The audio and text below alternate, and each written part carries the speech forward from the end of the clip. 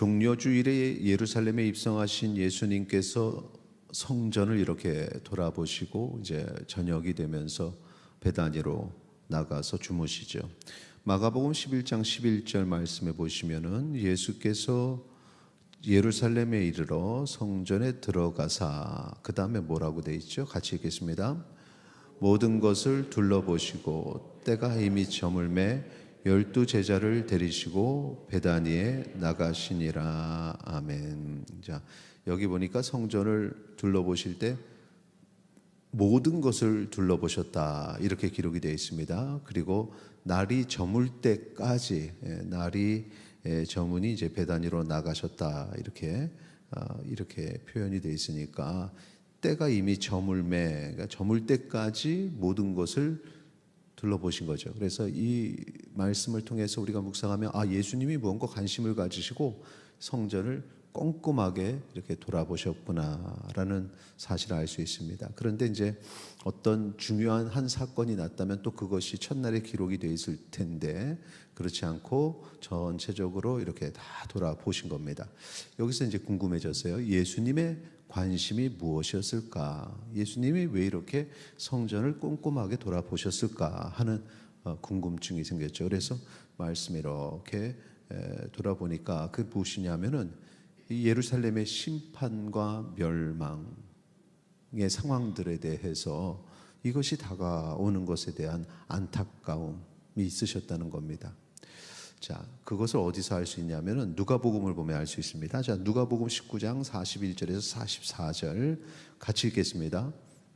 가까이 오사 성을 보시고 우시며 이르시되 너도 오늘 평화에 관한 일을 알았더라면 좋을 뻔하였거니와 지금 내 눈에 숨겨졌도다. 날이 이를지라 내 원수들이 토둔을 쌓고 너를 둘러 사면으로 가두고 또 너와 및 그 가운데 있는 내 자식들을 땅에 메어치며 돌 하나도 돌 위에 남기지 아니하리니 이는 내가 보살핌 받는 나를 알지 못함을 인함이니라 하시니라. 아멘.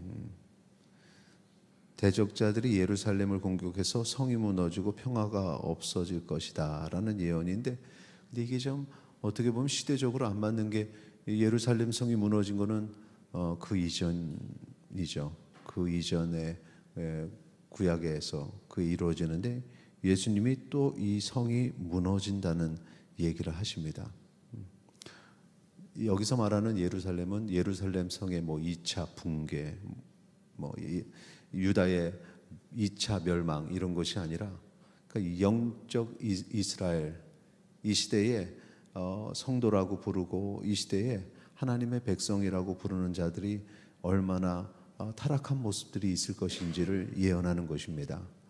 그래서 성을 돌아볼 때에 이 성이 얼마나 타락했는지, 그리고 그 속에서 또 거룩한 모습은 얼마나 남아있는지를 하나하나 이렇게 돌아보신 겁니다. 우리를 보시는 예수님의 마음 같은 마음이라는 거죠. 우리가 주의 백성인데 주의 백성으로 얼마나 거룩한 모습을 드러내고 사는가? 주의 백성인데도 거룩하지 않은 모습이, 타락한 모습이 우리의 삶에 어떤 부분에 있는가? 이런 것들이 우리는 그냥 살면서 힘드니까 지나가고 하는데, 그런데 분명한 것은 우리 주님께서는 그런 것들을 자세하게 이렇게 돌아보신다는 겁니다. 여러분의 삶을 한번 돌아보시기를 바랍니다. 내가 그리스도인으로서 하나님 앞에 어떠한 모습이 거룩한 모습이고 어떠한 모습이 하나님 말씀에서 어긋나는 그런 모습인지, 타락한 모습인지, 오늘 하나님께서 우리를 바라보고 계신다라는 사실을 기억하시고 우리의 거룩함이 더욱더 드러나고 나타나고 하나님 앞에 바쳐지기를 소망합니다. 그렇게 이제 하루를 보내시고 베다니로 가서 주무시고 그 다음에 이제 다시 예루살렘으로 들어오시는데 그때 이제 무화과 나무를 보게 되는 거죠. 마가복음 11장 13절 말씀 같이 읽겠습니다. 멀리서 잎사귀 있는 한 무화과 나무를 보시고 혹 그 나무에 무엇이 있을까 하여 가셨더니 가서 보신즉 잎사귀 외에 아무것도 없더라. 이는 무화과의 때가 아님이라. 자, 무화과의 때가 아니다. 이 표현은 이제 무화과가 열매를 맺는 시기가 아니다라는 것인데, 그런데 그 나무에는 잎사귀가 많았다는 거죠. 그래서 그 나무에 무엇이 있나 이러고 가셨다는 겁니다. 이게 무슨 얘기냐면, 무화과 나무가 원래 봄에 새싹이 나고 그 다음에 잎이 풍성해진 다음에 그 다음에 열매를 이렇게 맺게 되거든요.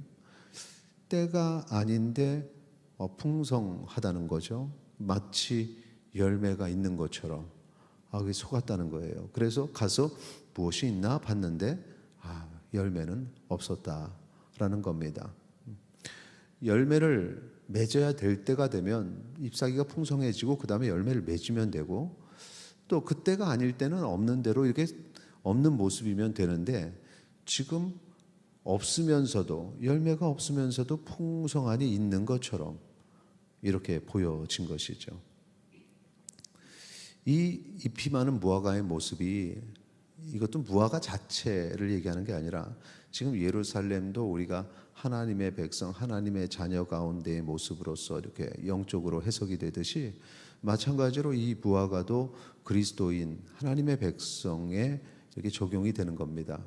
그러니까 정말 그 열매가 있고 하나님 앞에 온전한 거룩함의 모습들이 있는데, 그러면서 풍성함이 드러나고 진정한 그리스도인이구나라고 느껴지면 상관이 없는데, 겉으로 보니까 되게 그리스도인으로서 온전한 삶을 사는 것 같고 신앙이 좋은 것 같고 믿음이 좋은 것 같은데, 실상 그것을 이렇게 보니까, 자세히 보니까 열매가 없다.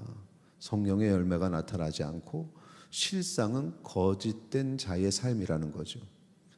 이게 가증스럽다는 겁니다. 앞에서 돌아보신 사건하고 이 무화과 나무를 바라보신 사건하고 연결되어 있고, 지금 예수님은 계속해서 그 부분에 대해 생각하는 거죠. 거짓된 모습이 있는 그 가증스러움. 그래서 예수님께서는 그 가증스러움을, 나무를 저주했다. 나무 자체가 아니라 이제 그 나무에서 나타나는 그 가증스러움을 저주하셨습니다. 마가복음 11장 14절에 보니까 예수께서 나무에게 말씀하여 이르시되 이제부터 영원토록 사람이 내게서 열매를 따먹지 못하리라 하시니 제자들이 이를 듣더라. 무화과 나무가 풍성해지고 그 다음에 열매를 맺는 건 너무나 당연한 수순인데, 거짓된 모습으로 열매가 있는 것처럼 앞으로 열매를 맺을 기회조차 이제 뺏기는 그런 심판을 당한 거죠. 그러니 존재의 이유가 사라지는 겁니다. 그 다음 날 들어오면서 보니까 그 무화과 나무는 뿌리채 말라서 죽어버렸습니다. 마가복음 11장 20절 21절 같이 읽겠습니다. 그들이 아침에 지나갈 때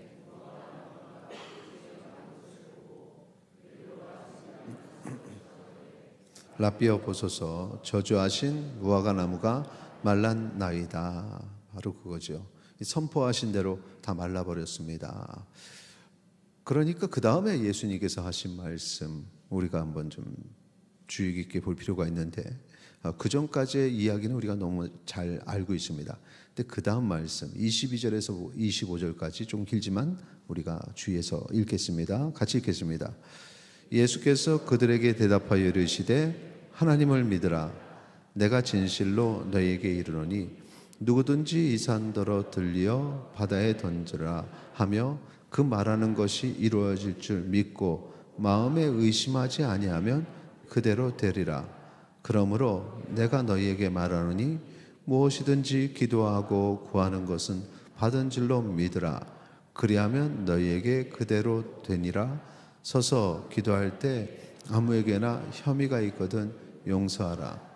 그리하여야 하늘에 계신 너희 아버지께서도 너희 허물을 사하여 주시리라 하시니라. 아멘. 지금 이 말씀을 우리가 이제 항상 다른 때 접할 때는 기도하고 구하는 것은 반드시 이루어지는 줄로 믿으라는 기도의 응답으로만 생각을 하는데, 그런데 이제 이 대답이 앞에서 이 무화과 나무가 마르고 난 다음에 예수님의 대답이었거든요. 그러니까 이 무화과 나무하고 연결시켜서 말씀하신 거죠. 갑자기 왜 기도가 나왔을까? 이 말씀의 의미가 뭘까? 이 말씀을 이게 전체적으로 묵상할 때 중요한 것은 반복된다고 말씀드렸죠. 그래서 이 22절서부터 쭉 반복되는 걸 봤더니 22절 뒤에 하나님을 뭐라고 얘기하죠? 믿으라. 23절에는 그 말하는 것이 이루어질 줄 어떻게 하라고 말합니까?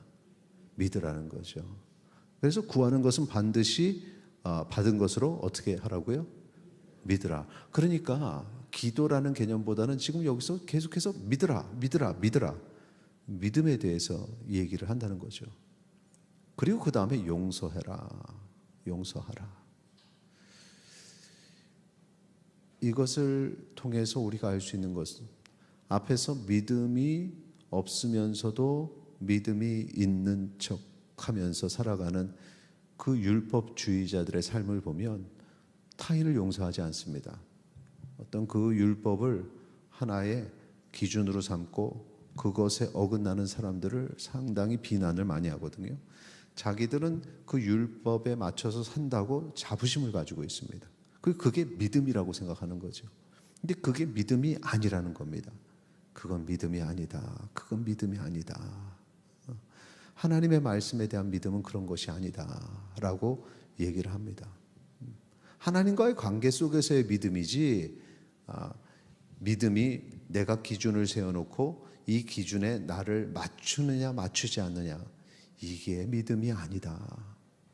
이 무화과 나무의 모습도 그런 것이었던 겁니다. 기준에 맞춰놓고 내가 거기에 맞게 살아온 것처럼, 그래서 내가 풀이 많으니까 열매가 있는 것처럼, 근데 실상은 열매가 없다는 거죠.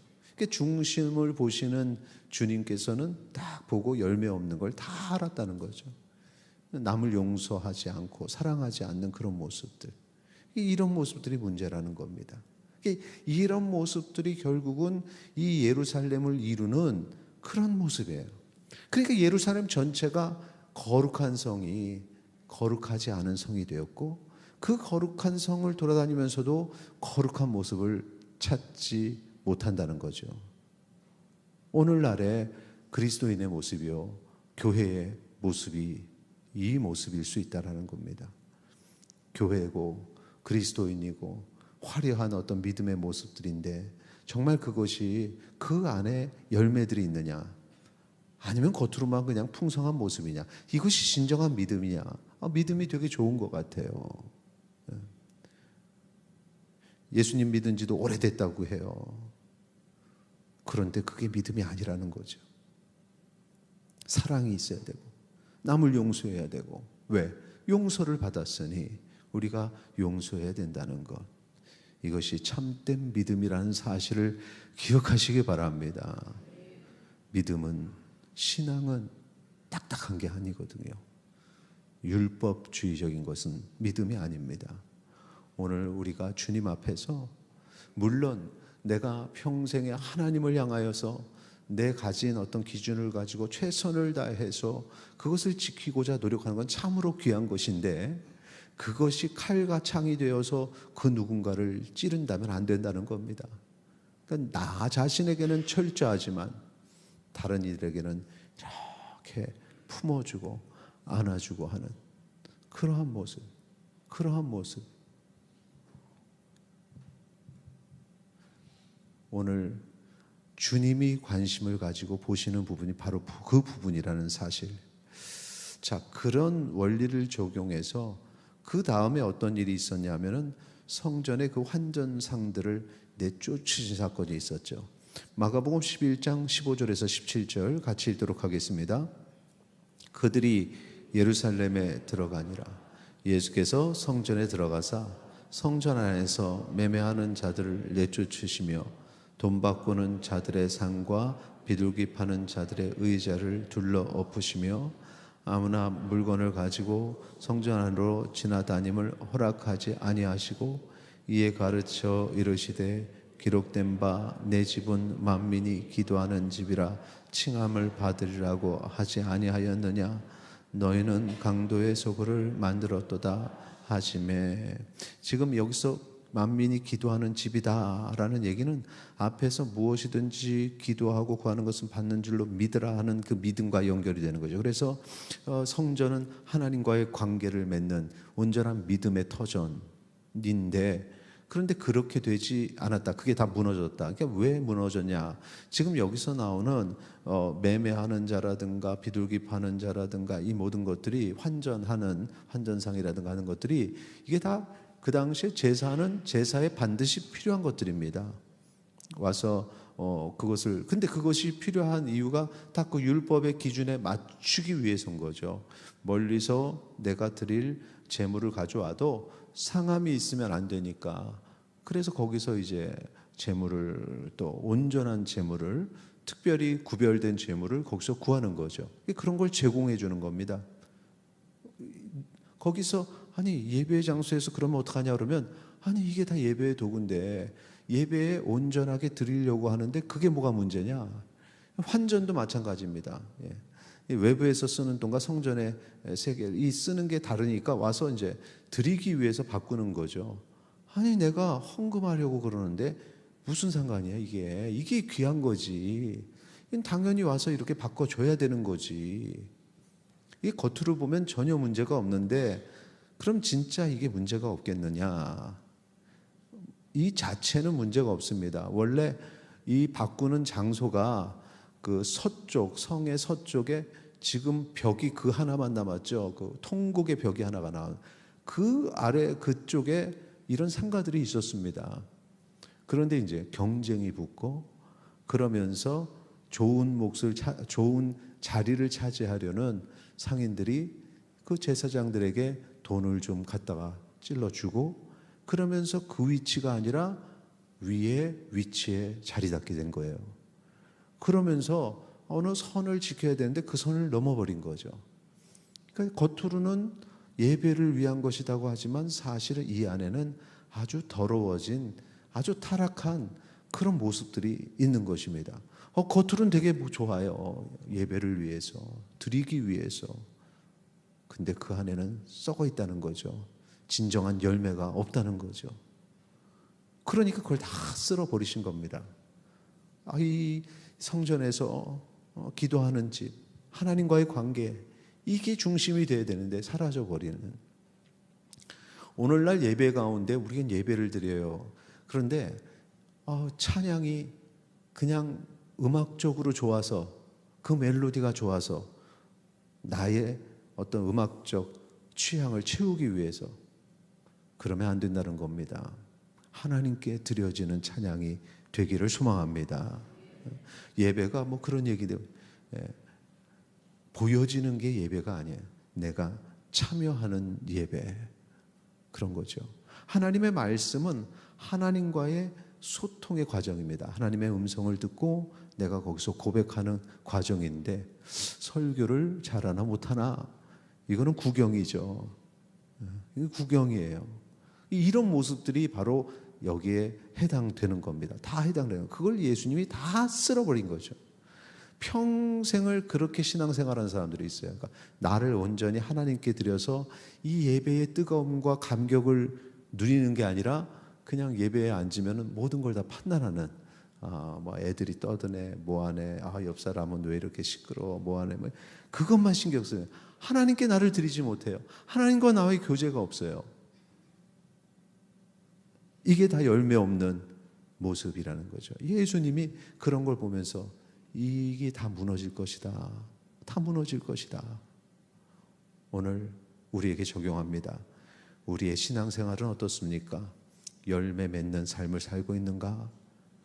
나의 그 긴 믿음 생활이 하나님과의 교제가 있었는가? 예배 때마다 내 마음이 충만해지고 하나님 앞에 감사가 고백되어지는 진정한 예배를 드리고 있는가? 오늘 고난주간 둘째 날 우리 주님이 우리에게 원하시는 것, 열매를 보여드리고 거룩함으로 나가는. 처음에는 부족합니다. 연약합니다. 그러나 뭐 믿음이 있는 척 할 필요가 없습니다. 그냥 내 모습 그대로 그냥 주님 사랑하시니까 그냥 나를 드러내야 됩니다. 아, 그동안 내 믿음이라고 보였던 게 거짓이었구나. 그냥 드러내시기를 바랍니다. 그렇다고 해서 아버지 하나님이 치질 않아요. 그냥 괜찮다는 거죠.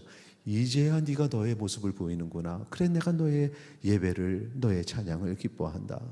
그렇게 주님 앞에 나아가고, 그렇게 우리의 거룩함이 회복이 되고, 그렇게 내가 쓴 가면이 아닌 진정한 나를 주님께 드리는 주의 백성 되시기를 축원합니다.